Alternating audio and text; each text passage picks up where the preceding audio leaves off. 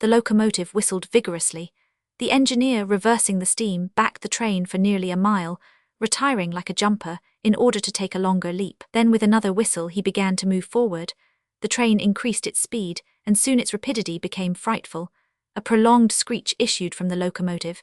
The piston worked up and down 20 strokes to the second. They perceived that the whole train, rushing on at the rate of 100 miles an hour, hardly bore upon the rails at all. And they passed over. It was like a flash. No one saw the bridge. The train leaped, so to speak, from one bank to the other, and the engineer could not stop it until it had gone 5 miles beyond the station. But scarcely had the train passed the river, when the bridge, completely ruined, fell with a crash into the rapids of Medicine Bow. Chapter 29, in which certain incidents are narrated, which are only to be met with on American railroads. The train pursued its course that evening without interruption, passing Fort Saunders, crossing Chain Pass, and reaching Evans Pass. The road here attained the highest elevation of the journey, 8,092 feet above the level of the sea. The travelers had now only to descend to the Atlantic by limitless plains, leveled by nature.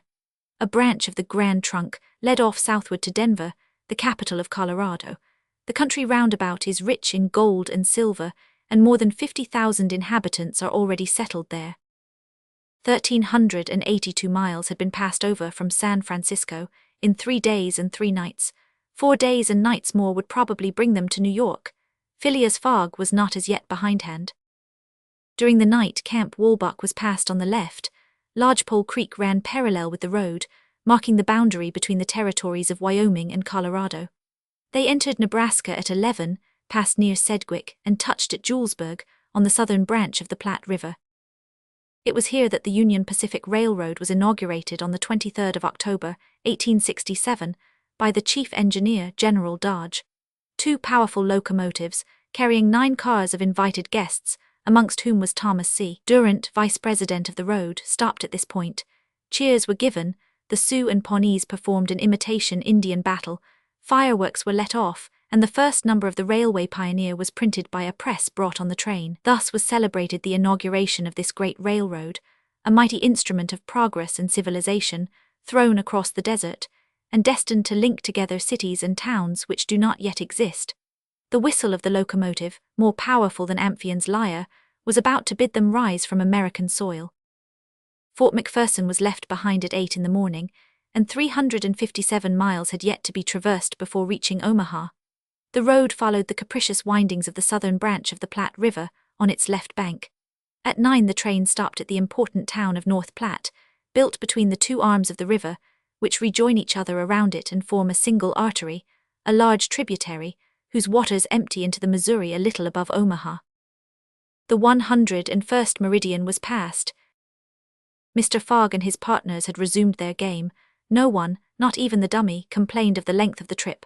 Fix had begun by winning several guineas which he seemed likely to lose, but he showed himself a not less eager whist player than Mr. Fogg. During the morning, chance distinctly favoured that gentleman. Trumps and honours were showered upon his hands.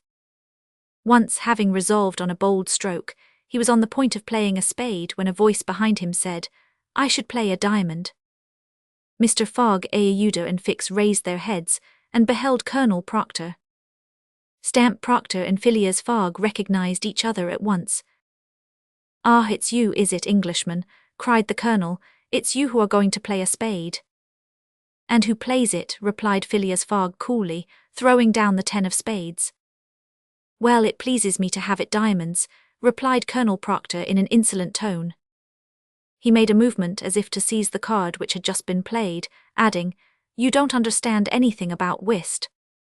"Perhaps I do as well as another," said Phileas Fogg, rising. "You have only to try, son of John Bull," replied the Colonel.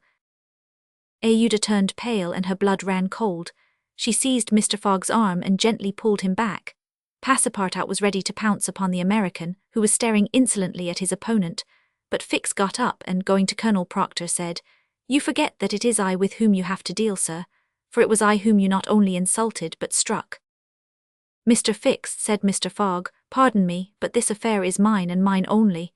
The Colonel has again insulted me, by insisting that I should not play a spade, and he shall give me satisfaction for it." "When and where you will," replied the American, and with whatever weapon you choose. Aouda in vain attempted to retain Mr. Fogg, as vainly did the detective endeavour to make the quarrel his. Passepartout wished to throw the colonel out of the window, but a sign from his master checked him. Phileas Fogg left the car, and the American followed him upon the platform. "Sir," said Mr. Fogg to his adversary, "I am in a great hurry to get back to Europe, and any delay whatever will be greatly to my disadvantage."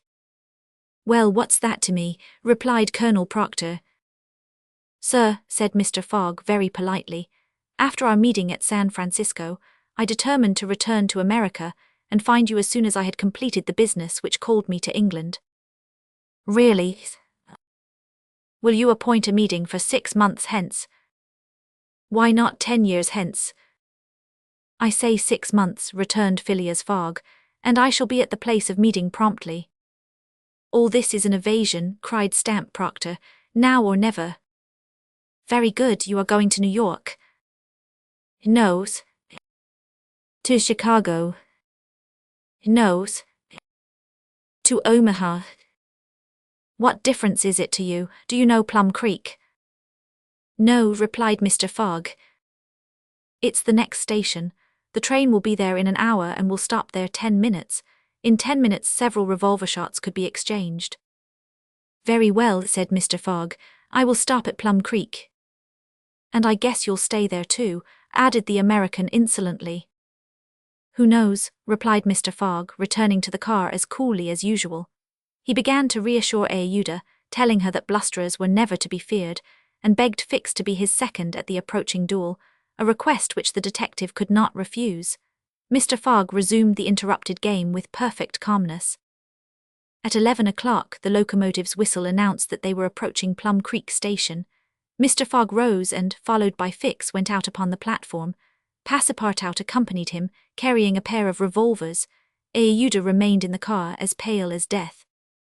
The door of the next car opened, and Colonel Proctor appeared on the platform, attended by a Yankee of his own stamp as his second. But just as the combatants were about to step from the train, the conductor hurried up and shouted, "You can't get off, gentlemen." "Why not?" asked the colonel. "We are 20 minutes late, and we shall not stop." "But I am going to fight a duel with this gentleman." "I am sorry," said the conductor, "but we shall be off at once. There's the bell ringing now." The train started. "I'm really very sorry, gentlemen," said the conductor. "Under any other circumstances I should have been happy to oblige you, but after all, as you have not had time to fight here, why not fight as we go along?" "That wouldn't be convenient perhaps for this gentleman," said the colonel in a jeering tone. "It would be perfectly so," replied Phileas Fogg. "Well, we are really in America," thought Passepartout, "and the conductor is a gentleman of the first order." So muttering, he followed his master. The two combatants, their seconds, and the conductor passed through the cars to the rear of the train. The last car was only occupied by a dozen passengers, whom the conductor politely asked if they would not be so kind as to leave it vacant for a few moments, as two gentlemen had an affair of honor to settle.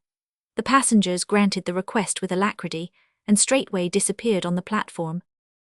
The car, which was some 50 feet long, was very convenient for their purpose. The adversaries might march on each other in the aisle and fire at their ease. Never was duel more easily arranged. Mr. Fogg and Colonel Proctor, each provided with 2 6-barreled revolvers, entered the car. The seconds, remaining outside, shut them in. They were to begin firing at the first whistle of the locomotive. After an interval of 2 minutes, what remained of the two gentlemen would be taken from the car. Nothing could be more simple. Indeed, it was all so simple that Fix and Passepartout felt their hearts beating as if they would crack. They were listening for the whistle agreed upon, when suddenly savage cries resounded in the air, accompanied by reports which certainly did not issue from the car where the duelists were. The reports continued in front and the whole length of the train. Cries of terror proceeded from the interior of the cars. Colonel Proctor and Mr. Fogg, revolvers in hand, hastily quitted their prison and rushed forward where the noise was most clamorous. They then perceived that the train was attacked by a band of Sioux. This was not the first attempt of these daring Indians, for more than once they had waylaid trains on the road. 100 of them had, according to their habit, jumped upon the steps without stopping the train, with the ease of a clown mounting a horse at full gallop. The Sioux were armed with guns, from which came the reports, to which the passengers, who were almost all armed, responded by revolver shots. The Indians had first mounted the engine, and half-stunned the engineer and stoker with blows from their muskets. A Sioux chief, wishing to stop the train, but not knowing how to work the regulator, had opened wide instead of closing the steam valve, and the locomotive was plunging forward with terrific velocity. The Sioux had at the same time invaded the cars, skipping like enraged monkeys over the roofs, thrusting open the doors and fighting hand-to-hand with the passengers. Penetrating the baggage car, they pillaged it, throwing the trunks out of the train. The cries and shots were constant. The travelers defended themselves bravely. Some of the cars were barricaded and sustained a siege like moving forts, carried along at a speed of 100 miles an hour. Ayuda behaved courageously from the first. She defended herself like a true heroine with a revolver, which she shot through the broken windows whenever a savage made his appearance. 20 Sioux had fallen mortally wounded to the ground, and the wheels crushed those who fell upon the rails as if they had been worms. Several passengers, shot or stunned, lay on the seats. It was necessary to put an end to the struggle, which had lasted for 10 minutes, and which would result in the triumph of the Sioux if the train was not stopped. Fort Kearny Station, where there was a garrison, was only 2 miles distant, but that once passed, the Sioux would be masters of the train between Fort Kearny and the station beyond. The conductor was fighting beside Mr. Fogg when he was shot and fell. At the same moment he cried, "Unless the train is stopped in 5 minutes, we are lost." "It shall be stopped," said Phileas Fogg, preparing to rush from the car. "Stay, monsieur," cried Passepartout, "I will go." Mr. Fogg had not time to stop the brave fellow, who, opening a door unperceived by the Indians, succeeded in slipping under the car. And while the struggle continued and the balls whizzed across each other over his head, he made use of his old acrobatic experience, and with amazing agility worked his way under the cars, holding on to the chains, aiding himself by the brakes and edges of the sashes, creeping from one car to another with marvelous skill, and thus gaining the forward end of the train.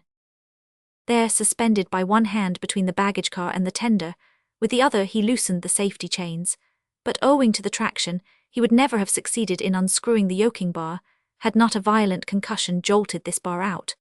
The train, now detached from the engine, remained a little behind, whilst the locomotive rushed forward with increased speed.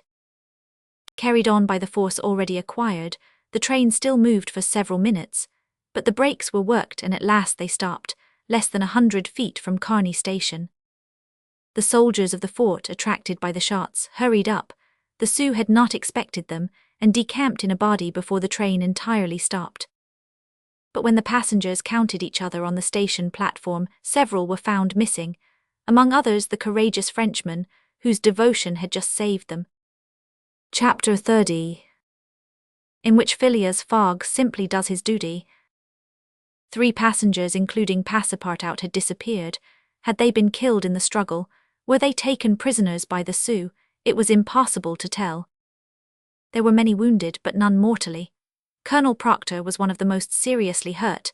He had fought bravely, and a ball had entered his groin. He was carried into the station with the other wounded passengers to receive such attention as could be of avail. Ayuda was safe, and Phileas Fogg, who had been in the thickest of the fight, had not received a scratch. Fix was slightly wounded in the arm, but Passepartout was not to be found, and tears coursed down Ayuda's cheeks. All the passengers had got out of the train, the wheels of which were stained with blood. From the tires and spokes hung ragged pieces of flesh. As far as the eye could reach on the white plain behind, red trails were visible. The last Sioux were disappearing in the south, along the banks of Republican River. Mr. Fogg, with folded arms, remained motionless. He had a serious decision to make. Ayuda, standing near him, looked at him without speaking, and he understood her look. If his servant was a prisoner, ought he not to risk everything to rescue him from the Indians? "I will find him, living or dead," said he quietly to Ayuda. "Ah, Mr. Fogg," cried she, clasping his hands and covering them with tears. "Living," added Mr. Fogg, "if we do not lose a moment." Phileas Fogg, by this resolution, inevitably sacrificed himself. He pronounced his own doom. The delay of a single day would make him lose the steamer at New York, and his bet would be certainly lost. But as he thought, "It is my duty," he did not hesitate. The commanding officer of Fort Kearny was there. 100 of his soldiers had placed themselves in a position to defend the station should the Sioux attack it. "Sir," said Mr. Fogg to the captain, "3 passengers have disappeared." "Dead?" asked the captain. "Dead or prisoners, that is the uncertainty which must be solved. Do you propose to pursue the Sioux?" "That's a serious thing to do, sir," returned the captain. "These Indians may retreat beyond the Arkansas, and I cannot leave the fort unprotected." "The lives of 3 men are in question, sir," said Phileas Fogg. "Doubtless, but can I risk the lives of 50 men to save 3? "I don't know whether you can, sir, but you ought to do so." "Nobody here," returned the other, "has a right to teach me my duty." "Very well," said Mr. Fogg coldly, "I will go alone." "You, sir," cried Fix, coming up, "you go alone in pursuit of the Indians?" "Would you have me leave this poor fellow to perish, him to whom every one present owes his life? I shall go." "No, sir, you shall not go alone," cried the captain, touched in spite of himself. "No, you are a brave man, 30 volunteers," he added, turning to the soldiers. The whole company started forward at once. The captain had only to pick his men. 30 were chosen, and an old sergeant placed at their head. "Thanks, Captain," said Mr. Fogg. "Will you let me go with you?" asked Fix. "Do as you please, sir, but if you wish to do me a favor, you will remain with Aouda, in case anything should happen to me."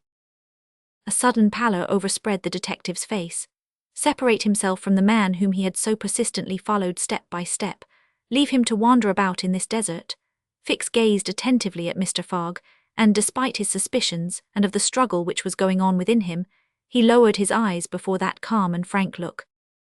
"I will stay," said he. A few moments after, Mr. Fogg pressed the young woman's hand, and having confided to her his precious carpet-bag, went off with the sergeant and his little squad. But before going, he had said to the soldiers, "My friends, I will divide $5,000 among you if we save the prisoners."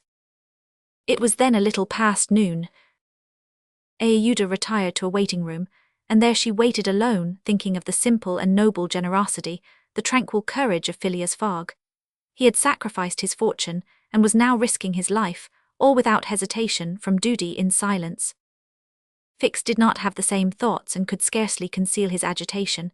He walked feverishly up and down the platform, but soon resumed his outward composure. He now saw the folly of which he had been guilty in letting Fogg go alone. What? This man, whom he had just followed around the world, was permitted now to separate himself from him. He began to accuse and abuse himself, and, as if he were director of police, administered to himself a sound lecture for his greenness. "I have been an idiot," he thought, "and this man will see it. He has gone and won't come back. But how is it that I, Fix, who have in my pocket a warrant for his arrest, have been so fascinated by him? Decidedly, I am nothing but an ass." So reasoned the detective while the hours crept by all too slowly. He did not know what to do. Sometimes he was tempted to tell Aouda all, but he could not doubt how the young woman would receive his confidences. What course should he take? He thought of pursuing Fogg across the vast white plains. It did not seem impossible that he might overtake him. Footsteps were easily printed on the snow, but soon, under a new sheet, every imprint would be effaced. Fix became discouraged. He felt a sort of insurmountable longing to abandon the game altogether. He could now leave Fort Kearny station and pursue his journey homeward in peace. Towards 2 o'clock in the afternoon, while it was snowing hard, long whistles were heard approaching from the east. A great shadow, preceded by a wild light, slowly advanced, appearing still larger through the mist, which gave it a fantastic aspect. No train was expected from the east, neither had there been time for the succor asked for by telegraph to arrive. The train from Omaha to San Francisco was not due till the next day. The mystery was soon explained. The locomotive, which was slowly approaching with deafening whistles, was that which, having been detached from the train, had continued its route with such terrific rapidity, carrying off the unconscious engineer and stoker. It had run several miles, when, the fire becoming low for want of fuel, the steam had slackened, and it had finally stopped an hour after, some 20 miles beyond Fort Kearny. Neither the engineer nor the stoker was dead, and after remaining for some time in their swoon, had come to themselves. The train had then stopped. The engineer, when he found himself in the desert, and the locomotive without cars, understood what had happened.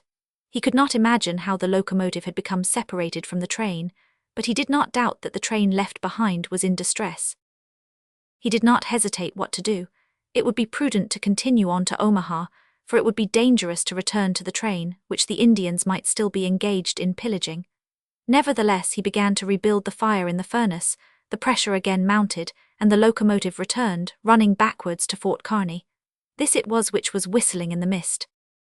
The travellers were glad to see the locomotive resume its place at the head of the train. They could now continue the journey so terribly interrupted. Aouda, on seeing the locomotive come up, hurried out of the station and asked the conductor, "Are you going to start?" "At once, madam." "But the prisoners, our unfortunate fellow travellers." "I cannot interrupt the trip," replied the conductor. "We are already 3 hours behind time." "And when will another train pass here from San Francisco?" "Tomorrow evening, madam." "Tomorrow evening, but then it will be too late, we must wait." "It is impossible," responded the conductor. "If you wish to go, please get in." "I will not go," said Aouda. Fix had heard this conversation. A little while before, when there was no prospect of proceeding on the journey, he had made up his mind to leave Fort Kearny, but now that the train was there, ready to start, and he had only to take his seat in the car, an irresistible influence held him back.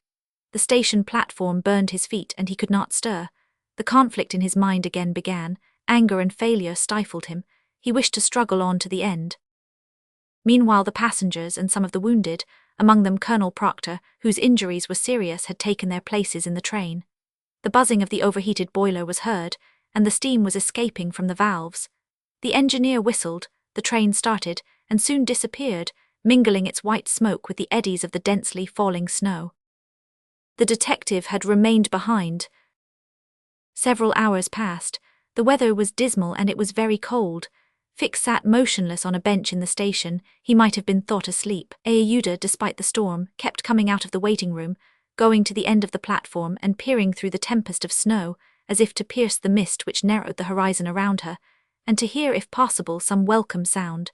She heard and saw nothing. Then she would return, chilled through, to issue out again after the lapse of a few moments, but always in vain. Evening came and the little band had not returned. Where could they be? Had they found the Indians, and were they having a conflict with them, or were they still wandering amid the mist? The commander of the fort was anxious, though he tried to conceal his apprehensions. As night approached, the snow fell less plentifully, but it became intensely cold. Absolute silence rested on the plains. Neither flight of bird nor passing of beast troubled the perfect calm. Throughout the night, Aouda, full of sad forebodings, her heart stifled with anguish, wandered about on the verge of the plains. Her imagination carried her far off and showed her innumerable dangers. What she suffered through the long hours it would be impossible to describe. Fix remained stationary in the same place but did not sleep. Once a man approached and spoke to him, and the detective merely replied by shaking his head. Thus the night passed. At dawn, the half-extinguished disk of the sun rose above a misty horizon, but it was now possible to recognize objects 2 miles off. Phileas Fogg and the squad had gone southward. In the south all was still vacancy. It was then 7 o'clock. The captain, who was really alarmed, did not know what course to take. Should he send another detachment to the rescue of the first? Should he sacrifice more men with so few chances of saving those already sacrificed? His hesitation did not last long, however. Calling one of his lieutenants, he was on the point of ordering a reconnaissance when gunshots were heard. Was it a signal? The soldiers rushed out of the fort, and 1/2 mile off they perceived a little band returning in good order. Mr. Fogg was marching at their head, and just behind him were Passepartout and the other 2 travellers, rescued from the Sioux. They had met and fought the Indians 10 miles south of Fort Kearny. Shortly before the detachment arrived, Passepartout and his companions had begun to struggle with their captors, 3 of whom the Frenchman had felled with his fists, when his master and the soldiers hastened up to their relief. All were welcomed with joyful cries. Phileas Fogg distributed the reward he had promised to the soldiers, while Passepartout, not without reason, muttered to himself, "It must certainly be confessed that I cost my master dear." Fix, without saying a word, looked at Mr. Fogg, and it would have been difficult to analyze the thoughts which struggled within him. As for Aouda, she took her protector's hand and pressed it in her own, too much moved to speak. Meanwhile, Passepartout was looking about for the train. He thought he should find it there, ready to start for Omaha, and he hoped that the time lost might be regained.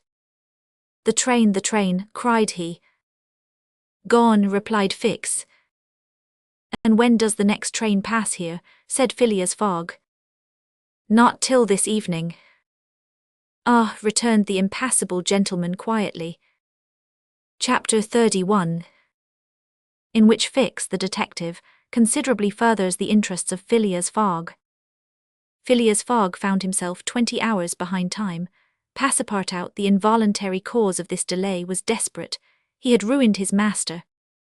At this moment the detective approached Mr. Fogg, and looking him intently in the face, said, "Seriously, sir, are you in great haste?" "Quite seriously." "I have a purpose in asking," resumed Fix. "Is it absolutely necessary that you should be in New York on the 11th, before 9 o'clock in the evening, the time that the steamer leaves for Liverpool?" "It is absolutely necessary." "And if your journey had not been interrupted by these Indians, you would have reached New York on the morning of the 11th. "Yes, with 11 hours to spare before the steamer left." "Good, you are therefore 20 hours behind. 12 from 20 leaves 8. You must regain 8 hours. Do you wish to try to do so?" "On foot?" asked Mr. Fogg. "No, on a sledge," replied Fix. "On a sledge with sails. A man has proposed such a method to me." It was the man who had spoken to Fix during the night, and whose offer he had refused. Phileas Fogg did not reply at once, but Fix having pointed out the man who was walking up and down in front of the station, Mr. Fogg went up to him. An instant after, Mr. Fogg and the American, whose name was Mudge, entered a hut built just below the fort. There Mr. Fogg examined a curious vehicle, a kind of frame on 2 long beams, a little raised in front like the runners of a sledge, and upon which there was room for 5 or 6 persons. A high mast was fixed on the frame, held firmly by metallic lashings, to which was attached a large brigantine sail. This mast held an iron stay upon which to hoist a jib sail. Behind, a sort of rudder served to guide the vehicle. It was, in short, a sledge rigged like a sloop. During the winter, when the trains are blocked up by the snow, these sledges make extremely rapid journeys across the frozen plains from one station to another. Provided with more sails than a cutter, and with the wind behind them, they slip over the surface of the prairies with a speed equal, if not superior, to that of the express trains. Mr. Fogg readily made a bargain with the owner of this land craft. The wind was favourable, being fresh and blowing from the west. The snow had hardened, and Mudge was very confident of being able to transport Mr. Fogg in a few hours to Omaha. Thence the trains eastward run frequently to Chicago and New York. It was not impossible that the lost time might yet be recovered, and such an opportunity was not to be rejected.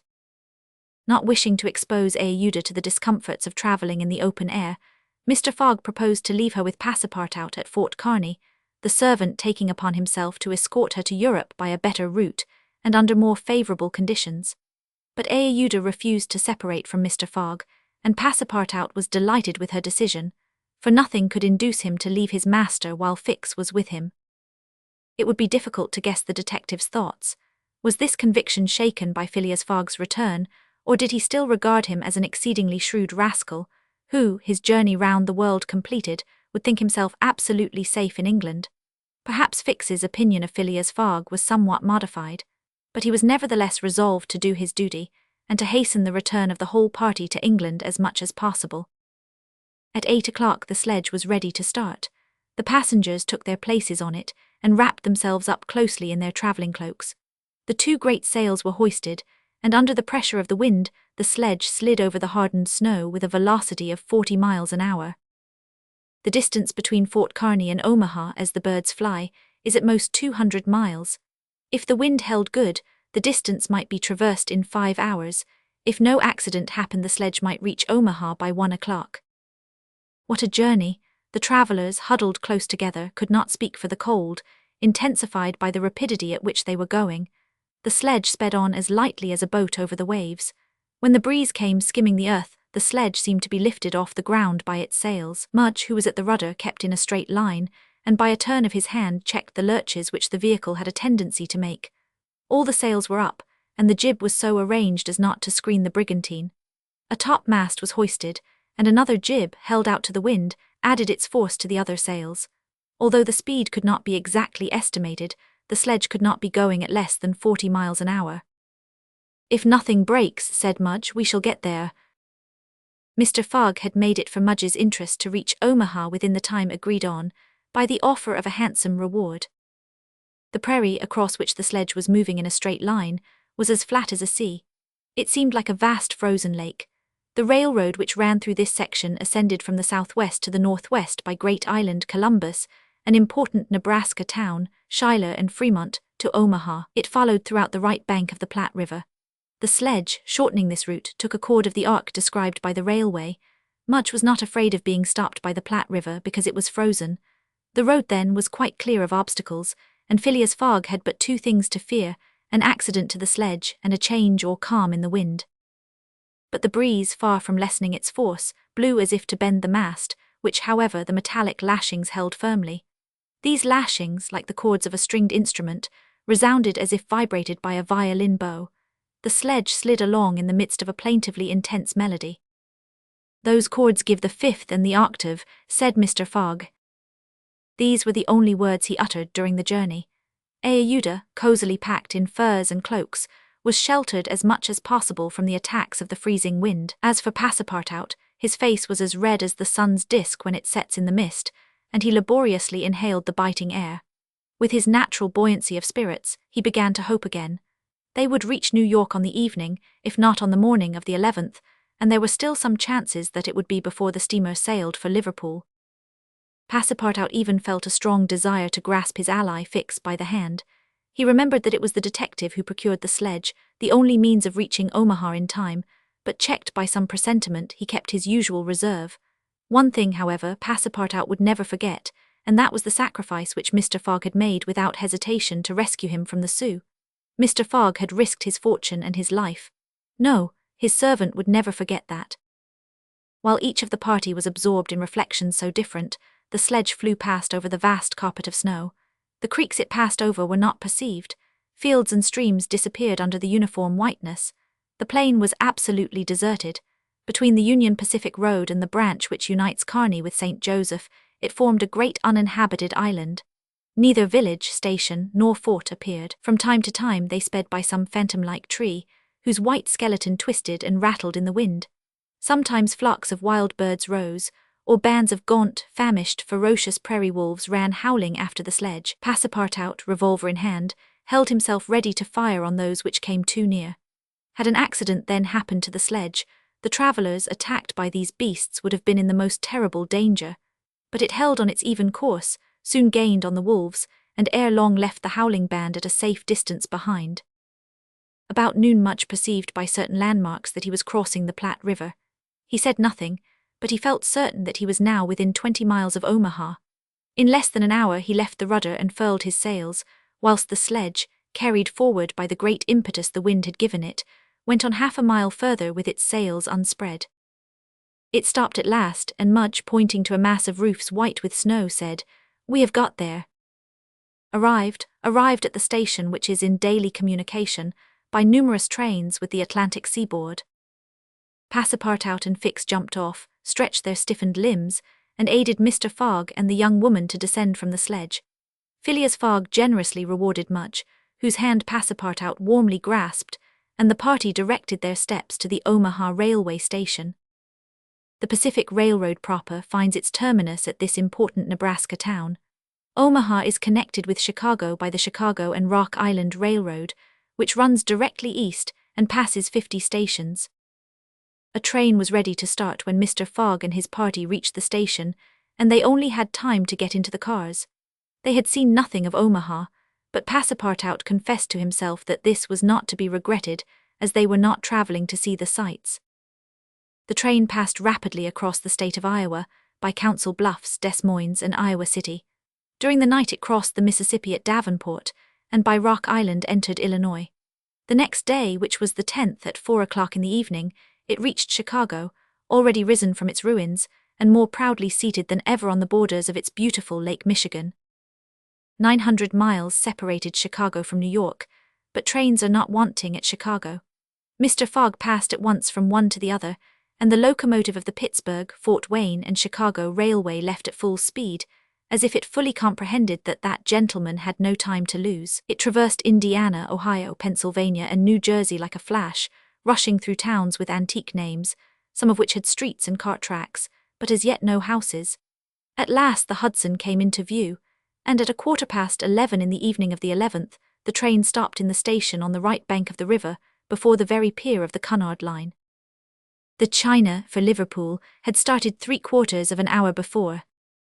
Chapter 32, in which Phileas Fogg engages in a direct struggle with bad fortune. The China, in leaving, seemed to have carried off Phileas Fogg's last hope. None of the other steamers were able to serve his projects. The Pereire of the French Transatlantic Company, whose admirable steamers are equal to any in speed and comfort, did not leave until the 14th. The Hamburg boats did not go directly to Liverpool or London, but to Havre, and the additional trip from Havre to Southampton would render Phileas Fogg's last efforts of no avail. The Inman steamer did not depart till the next day, and could not cross the Atlantic in time to save the wager.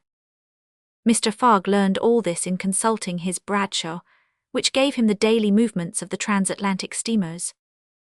Passepartout was crushed. It overwhelmed him to lose the boat by 3/4 of an hour. It was his fault, for instead of helping his master, he had not ceased putting obstacles in his path, and when he recalled all the incidents of the tour, when he counted up the sums expended in pure loss and on his own account, when he thought that the immense stake, added to the heavy charges of this useless journey, would completely ruin Mr. Fogg, he overwhelmed himself with bitter self-accusations. Mr. Fogg, however, did not reproach him, and on leaving the Cunard pier only said, "We will consult about what is best tomorrow. Come." The party crossed the Hudson in the Jersey City ferryboat, and drove in a carriage to the St. Nicholas Hotel on Broadway. Rooms were engaged, and the night passed briefly to Phileas Fogg, who slept profoundly, but very long to Aouda and the others, whose agitation did not permit them to rest. The next day was the 12th of December. From 7 in the morning of the 12th to 9:15 in the evening of the 21st, there were 9 days, 13 hours and 45 minutes. If Phileas Fogg had left in the China, one of the fastest steamers on the Atlantic, he would have reached Liverpool, and then London within the period agreed upon. Mr. Fogg left the hotel alone, after giving Passepartout instructions to await his return, and inform Aouda to be ready at an instant's notice. He proceeded to the banks of the Hudson, and looked about among the vessels moored or anchored in the river, for any that were about to depart. Several had departure signals, and were preparing to put to sea at morning tide, for in this immense and admirable port there is not one day in 100 that vessels do not set out for every quarter of the globe. But they were mostly sailing vessels, of which, of course, Phileas Fogg could make no use. He seemed about to give up all hope when he espied, anchored at the battery, a cable's length off at most, a trading vessel with a screw well-shaped, whose funnel, puffing a cloud of smoke, indicated that she was getting ready for departure. Phileas Fogg hailed a boat, got into it, and soon found himself on board the Henrietta, iron-hulled, wood-built above. He ascended to the deck and asked for the captain, who forthwith presented himself. He was a man of 50, a sort of sea-wolf with big eyes, a complexion of oxidized copper, red hair and thick neck, and a growling voice. The captain asked Mr. Fogg, "I am the captain. I am Phileas Fogg of London. And I am Andrew Speedy of Cardiff. You are going to put to sea. In an hour. You are bound for Bordeaux. And your cargo. No freight going in ballast. Have you any passengers? No passengers, never have passengers, too much in the way. Is your vessel a swift one? Between 11 and 12 knots, the Henrietta well known. Will you carry me and 3 other persons to Liverpool? To Liverpool, why not to China? I said Liverpool. No. No. No, I am setting out for Bordeaux and shall go to Bordeaux. Money is no object. None. The captain spoke in a tone which did not admit of a reply. But the owners of the Henrietta, resumed Phileas Fogg. The owners are myself, replied the captain. The vessel belongs to me. I will freight it for you. No. I will buy it of you. No. Phileas Fogg did not betray the least disappointment, but the situation was a grave one. It was not at New York as at Hong Kong, nor with the captain of the Henrietta as with the captain of the Tankadere. Up to this time money had smoothed away every obstacle, now money failed. Still, some means must be found to cross the Atlantic on a boat, unless by balloon, which would have been venturesome, besides not being capable of being put in practice. It seemed that Phileas Fogg had an idea, for he said to the captain, "Well, will you carry me to Bordeaux?" "No, not if you paid me $200. "I offer you 2,000. "Apiece. Apiece. "And there are 4 of you." "4." Captain Speedy began to scratch his head. There were $8,000 to gain without changing his route, for which it was well worth conquering the repugnance he had for all kinds of passengers. Besides, passengers at $2,000 are no longer passengers, but valuable merchandise. "I start at 9 o'clock, said Captain Speedy simply. "Are you and your party ready?" "We will be on board at 9 o'clock, replied no less simply Mr. Fogg. It was 8:30. To disembark from the Henrietta, jump into a hack, hurry to the St. Nicholas and return with Aouda Passepartout, and even the inseparable fix was the work of a brief time, and was performed by Mr. Fogg with the coolness which never abandoned him. They were on board when the Henrietta made ready to weigh anchor. When Passepartout heard what this last voyage was going to cost, he uttered a prolonged "oh," which extended throughout his vocal gamut. As for Fix, he said to himself that the Bank of England would certainly not come out of this affair well indemnified. When they reached England, even if Mr. Fogg did not throw some handfuls of bank bills into the sea, more than £7,000 would have been spent. Chapter 33, in which Phileas Fogg shows himself equal to the occasion. An hour after, the Henrietta passed the lighthouse which marks the entrance of the Hudson, turned the point of Sandy Hook, and put to sea. During the day she skirted Long Island, passed Fire Island, and directed her course rapidly eastward. At noon the next day, a man mounted the bridge to ascertain the vessel's position. It might be thought that this was Captain Speedy. Not the least in the world. It was Phileas Fogg, Esquire. As for Captain Speedy, he was shut up in his cabin under lock and key, and was uttering loud cries, which signified an anger at once pardonable and excessive. What had happened was very simple. Phileas Fogg wished to go to Liverpool, but the captain would not carry him there. Then Phileas Fogg had taken passage for Bordeaux, and during the 30 hours he had been on board, had so shrewdly managed with his banknotes that the sailors and stokers, who were only an occasional crew, and were not on the best terms with the captain, went over to him in a body. This was why Phileas Fogg was in command instead of Captain Speedy, why the captain was a prisoner in his cabin, and why, in short, the Henrietta was directing her course towards Liverpool. It was very clear, to see Mr. Fogg manage the craft, that he had been a sailor. How the adventure ended will be seen anon. Aouda was anxious, though she said nothing. As for Passepartout, he thought Mr. Fogg's manoeuvre simply glorious. The captain had said between 11 and 12 knots, and the Henrietta confirmed his prediction. If then, for there were ifs still, the sea did not become too boisterous, if the wind did not veer round to the east, if no accident happened to the boat or its machinery, the Henrietta might cross the 3,000 miles from New York to Liverpool in the 9 days, between the 12th and the 21st of December. It is true that, once arrived, the affair on board the Henrietta, added to that of the Bank of England, might create more difficulties for Mr. Fogg than he imagined or could desire. During the first days they went along smoothly enough.